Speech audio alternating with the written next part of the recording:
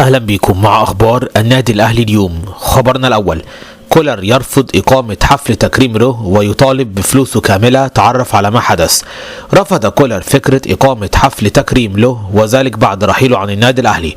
الخطيب كان أبلغه أو تقريبا محمد رمضان قال له إن الأهلي عاوز يعمل له كده حفل تكريم، يعني يجيبوا له تورته وكده واللعيبة تتجمع حواليه وكده وقناة الأهلي تصورهم، ولكن كولر غاضب وبشدة من رحيله بهذه الطريقة لأنه كان يتمنى تدريب الأهلي في كأس العالم. رفض التكريم تماما. خبرنا الثاني: المقاولون العرب الأهلي وبيراميدز يرغبان في ضم سيحة.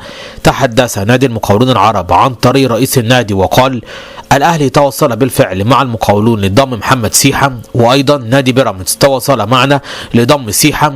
الأمور حتى الآن لم تأخذ أي طابع رسمي والموسم لم ينتهي بعد انتهاء الموسم الحالي سننظر للعروض الرسمية. خبرنا الثالث: الجرحي والضماطي يوعد الخطيب بتحمل جزء كبير من راتب ماركو روزا. تعرف على ما حدث.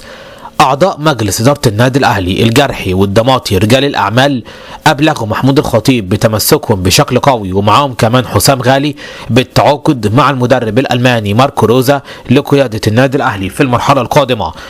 وعلى الرغم من راتبه الكبير وعدوا الخطيب بأنهم هيتحملوا جزء كبير للغاية من الراتب السنوي.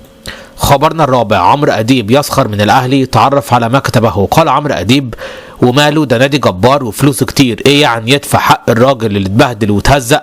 هو مش اقل من بن شرقي وبن غربي وبن رمضان وبن عاشور وبن زيزو وبن ريشار ويجعله عامر؟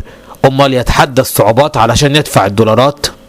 خبرنا الخامس: الأهلي ردا على كل ما يقال بشأن التفاوض مع الشيبي كلام كذب في كذب. نفى الأهلي كل ما يقال بشأن التفاوض مع بيراميدز من أجل ضم الشيبي في الميركاتو الصيفي القادم.